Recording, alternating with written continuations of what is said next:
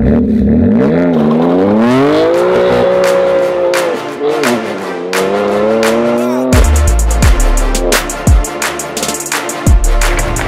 at this view.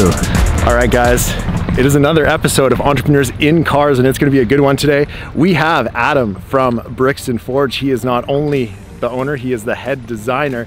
And look at this car we're doing today. Super cool. It's going to be a good one, guys. Let's go.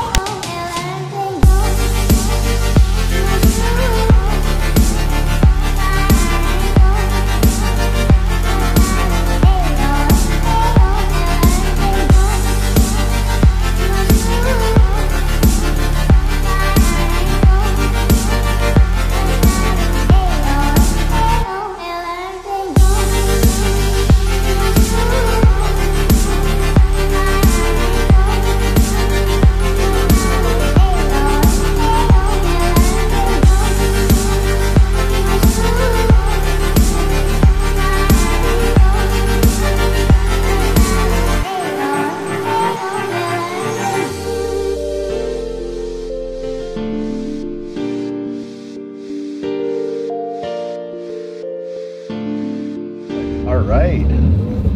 Oh, touch clutch. I got this. I got this. Don't you worry. You're not getting soft on us yet. No. Well, it depends what your version of soft is. All right, guys. So I'm going to introduce you to this fine gentleman here. His name is Adam, and he runs Brixton Forge. Him and his partner Cody own it. He is the man behind all the amazing designs. Yeah, and you guys do some pretty cool stuff. Yeah, I mean, really cool stuff. We do everything from performance cars. You know, I'm sorry, I'm gawking at a couple M3s that were just passing by. Yeah, I mean, we do performance cars, hypercars, supercars, off-road. We just launched, and we're also launching another brand. I guess by the time you launch this video, it's actually called Skol Wheels, S-K-O-L. It's for the tuners, the guys who've got all the lowered, super flush fitments and that kind of stuff. So, yeah. Stance gang. Stance gang. Camber gang. Camber gang. Yes. Camber gang. Yes. Exactly. Yes. All right. So let's talk about this car, because this is, I guess, like the team car for Brixton Forged, and it is a 2016. 2017. 2017 M3 sedan. It is. Yeah. Yes. So how long have you guys had this for now? We've probably had it for, I want to say five months or so, 4 months. 4 months? Yeah. Nice. Yeah. And you guys have done a lot. We, what's done? You got KW suspension, coilovers, adjustable. KW V3s. Yeah. And we wanted those to, you know, obviously improve the handling and all that sort of stuff, but it's a great company too. So, you know, I've loved their products since day one, since I was a kid. They are the real deal. Yeah, yeah. Soul exhaust. Yeah, Soul Performance exhaust. You guys just got that on recently too, and it sounds good, hey? It's, yeah, that was, Cody talked with the guys over there and lined all that up, and it's cool because it's not pingy and it's not raspy. That was what we were scared of. It's really throaty and clean, and that's a common issue with BMWs, is they sound real raspy. Yeah, you get a lot of what people don't like, I guess, is you get a lot of rasp, a lot of noise. It kind of takes away from the refinement of the car, I guess. Yeah. So we're really happy with that so far.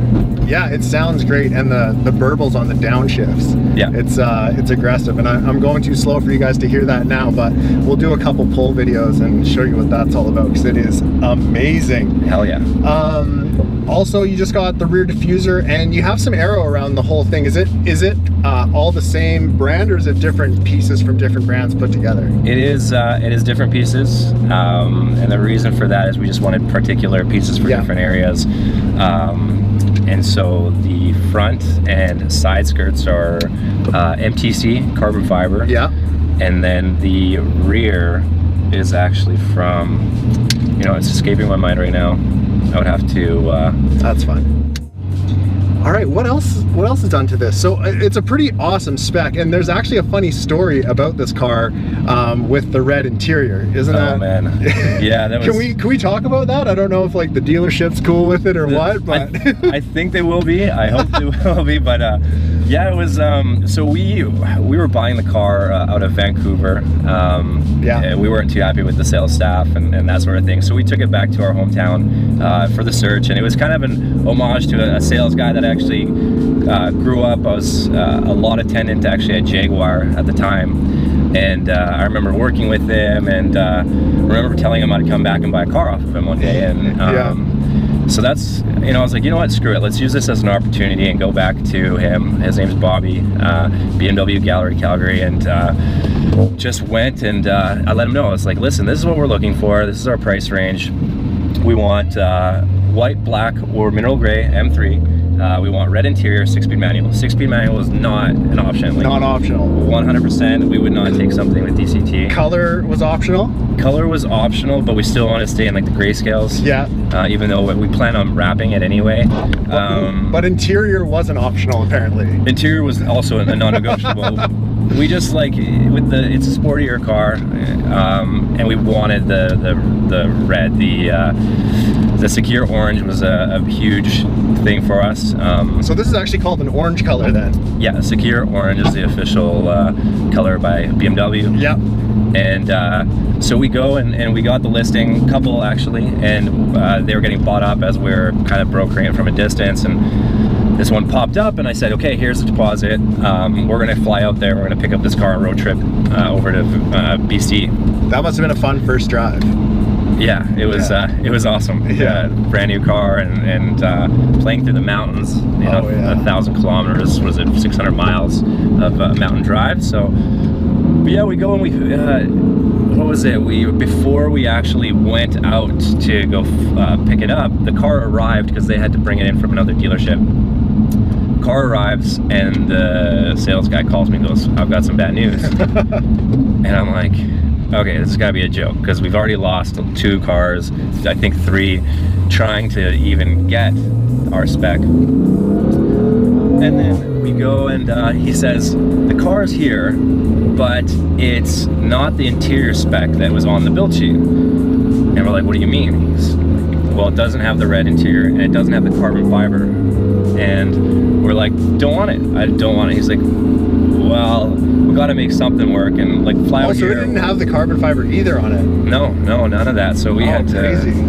Yeah, so we flew out there. We met with them and the whole group, and we talked about a few options, and we were basically walking away from the whole thing. And the very last and least desirable option for everybody, mostly I think the dealer, was they had a new car available that they would consider swapping the interiors. Yeah. So that must be a task in itself.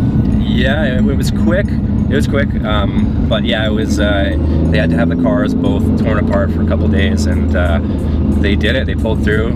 We picked up the car a couple days after that, and red interior, full spec, carbon fiber, all swapped over, everything like that. Closed the deal, and got the car basically exactly what we wanted.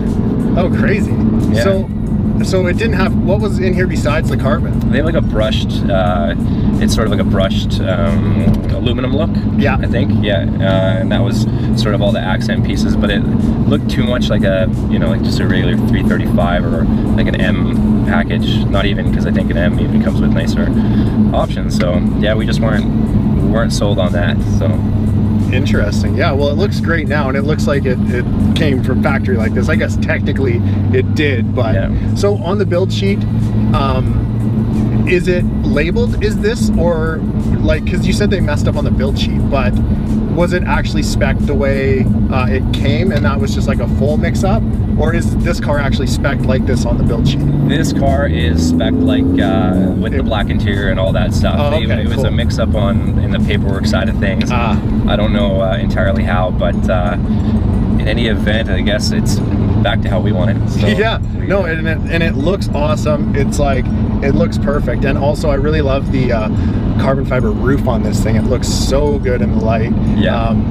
we got some good shots of that too, and it matches the interior just so nice. Let's talk about the wheels, because they're damn cool.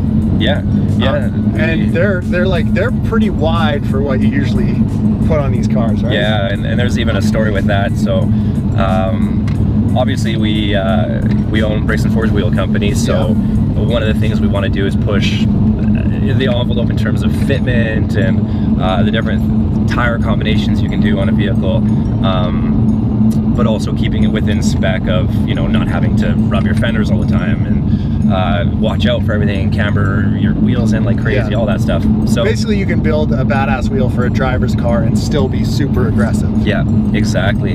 And so the plan was 10s in the front, 20 by 10 front, 20 by 12 rear, 275 front, 325, 25 rear. So basically what we'd put on a Lamborghini, we wanted to put on, you know, an F80. Oh, I didn't know that. Yeah. So that's crazy. So that's generally the width you put on a Lambo.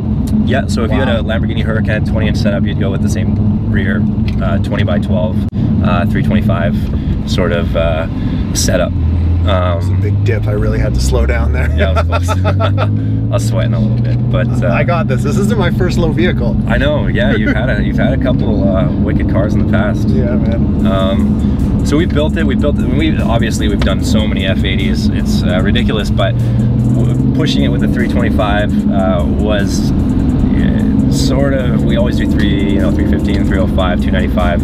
Yeah. So we built it, threw it on the car. Everything's great unless you put more than one person on the car.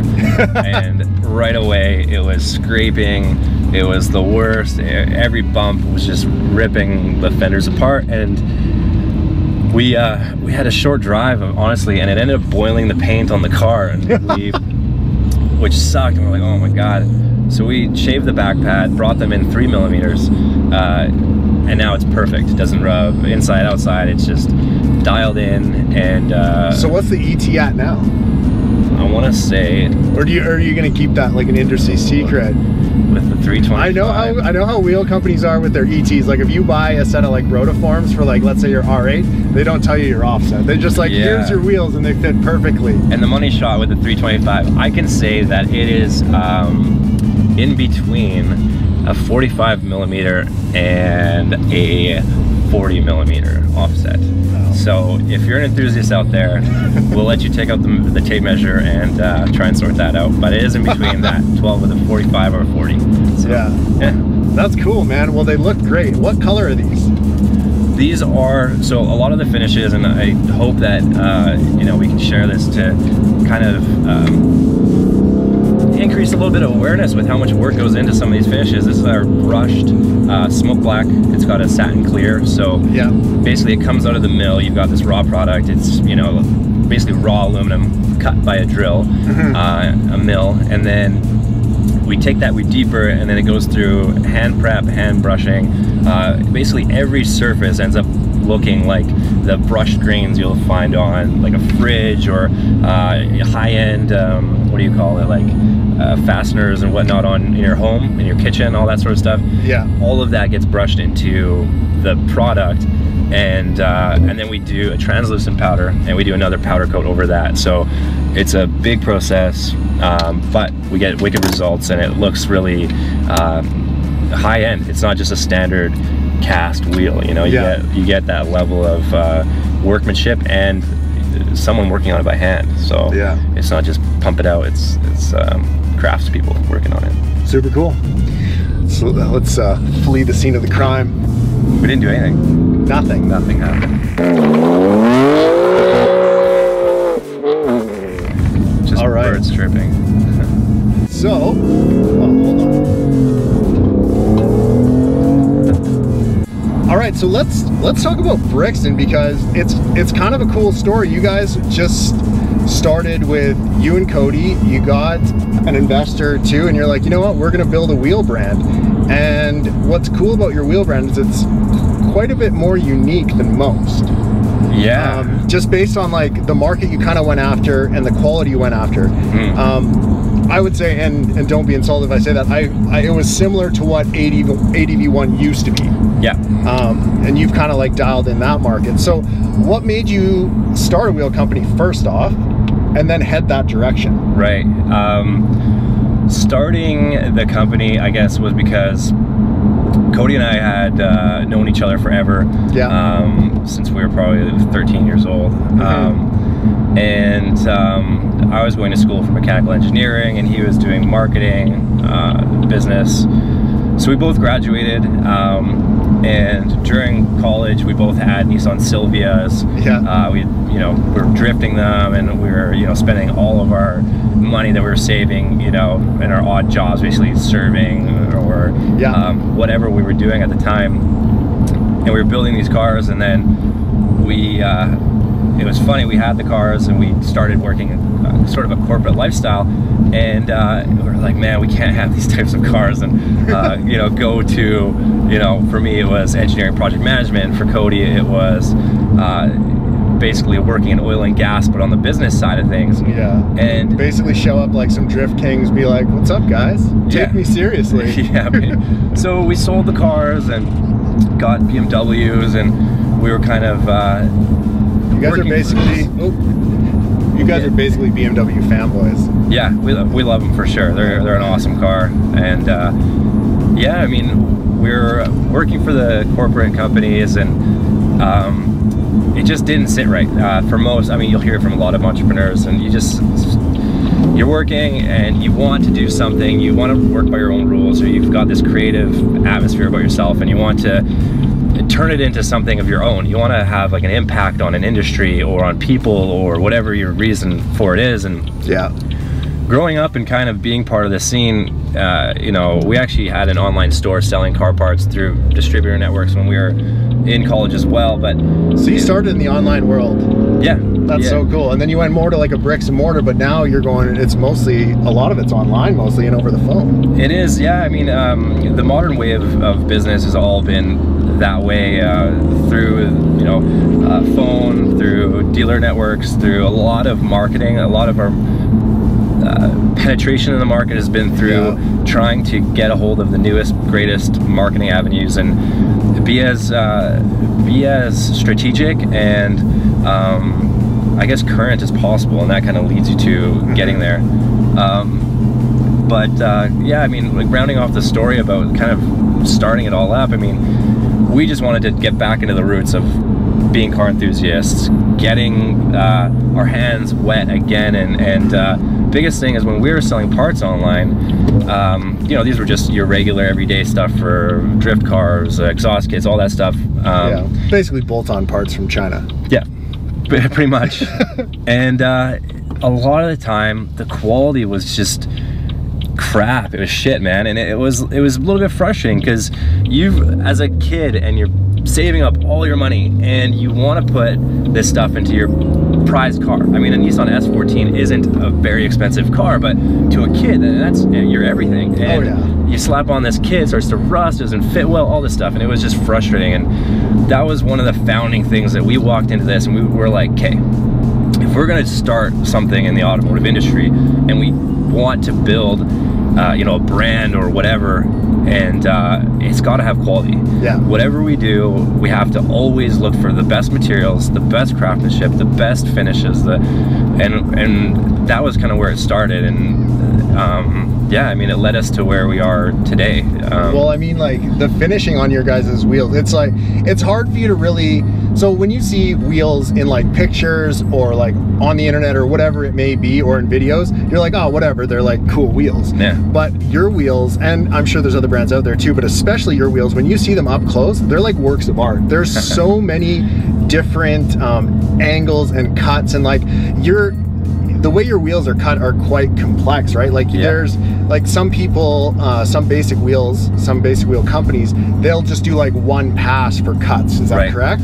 Yeah. But explain how yours are done. Yeah, so a lot of our competition that will offer a price point that is lower than ours, what they do is basically they'll profile a face, and some of them will pre-profile an array of them, whatever, but effectively they profile their face, and then to get the design, it's as simple as using a basic end mill, and they'll carve some accent pieces and then cut through the whole piece, and you're left with a wheel. So cutting something like that only takes an hour, 2 hours at best. So there's no changing the like depth of the forging or anything like that, really. It's more just taking what the big piece of aluminum, cutting some holes in it, and then putting it together with the barrel, and that's the wheel. Is that correct? Close. I mean, they will profile. They'll do the lathe profiling for the most part, and but where we differentiate ourselves is we have lots of lathe profiles, and if we can't find one to squeeze that extra bit of concavity, the manufacturing team hates this, but we'll go ahead and we'll try and make a revision and try to squeeze out extra concavity in the end. But on top of that, it comes down to the intricacies of surface modeling, creating different pockets or depth to the design. Every little line, text, all these different elements add up, and once you do that, you have a wheel that's super intricate and has all these levels, but it takes a really long time to make it. And I mean, a machine shop hour can be $80, could be $160 if you were to do anything like cutting a piece for whatever, if you have a project at home or whatever. But so you could imagine if a wheel set per face is 2 hours for a competition, but it's 4, 5, or 6 hours per face for us, that starts to add up in price and man hours. And but the end product goes back to where we started, and it's providing something that we think is next level. Is we're not settling for just mediocre. We want to, if you have an M3 or an M4, F430 Ferrari or anything really, you know, we want you to be proud and realize that we want, like, we're providing you with the best. And not only that, every time we release a new design, we test the abilities of the machinists, the programmers, the engineers, because that's the best part, is pushing the level all the time. And you get cooler results, you get new projects, so I want to touch on that a little bit, because it sounds like, and correct me if I'm wrong here, but if you guys just wanted to turn a profit and like just make money off people, you would just be doing the simple cuts, selling them at a premium, and then moving on, right? But since you want a superior product, you're kind of going not so much out of pocket, but because your prices justify that on some levels, but it's definitely not as big of margins as doing it the original way that I said. Yeah, and it's really hard, especially when we were starting out. It was really hard to say, hey, our wheels cost this much, and we're nobody. And a lot of people would be like, why your wheels cost this much? What makes your wheels special? And it was really hard to really ingrain that in our brand and show people what we were here to do. And that was probably the biggest difficulty, was staying competitive, being able to sell volume, and convince people that, hey, like, look a little bit deeper into the product, and you'll be able to see the difference. So we stuck to that mandate, as difficult as it was, but in the end, you know, a couple of years down the road, people have recognized us for exactly that. And customer service. That was another thing that a lot of people say, man, you guys are super easy to chat with. You guys are just, you know, we're not like a robot. We like to take care of our customers and be personal, because we're all you guys have done some pretty crazy builds. Like, what are probably like your top 5 car builds that have just been like pretty crazy? Oh man, you've done some RWB cars. Yeah, we've done a few RWBs globally, a couple really cool ones in Hong Kong. That baby blue one. Tiffany. That one's so cool. We have Tiffany and I believe Martini. So Tiffany is the teal one, Tiffany teal. It's got some, they're all the 3-piece type of deep dish ones, but Martini was the Martini livery. Awesome projects. I mean, we've done some crazy Liberty Walk Huracan projects. We've done, obviously, Damon at Daily Driven Exotics Huracan, which is, I'm glad he trusted us with doing, you know, monoblock front, 3-piece in the back. And that process, like, I don't know if anyone saw, but like I was there for that, and it was honestly like the fastest wheel like selection build ever, because you're just like, oh, like you could do this color, and you could do 1 piece in the front or mono in the front, and then 3-piece in the back. And he's like, yeah, sure, let's do it. Just like didn't really dig into it, trusted you guys, and it turned out awesome. It looked so cool.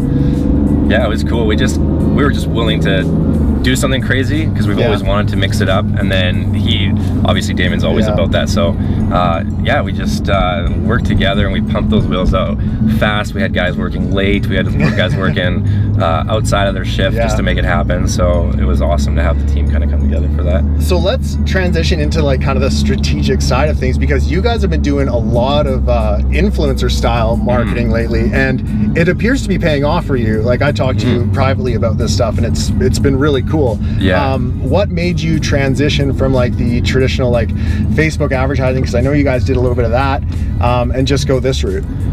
Yeah, I mean, I think people like to relate to people that they follow or look up to or within an industry. And it's funny because as much as it feels like a marketing strategy, it ended up sort of like we wanted to do it, but at the same time it sort of turned into people in the industry wanting to do it with us.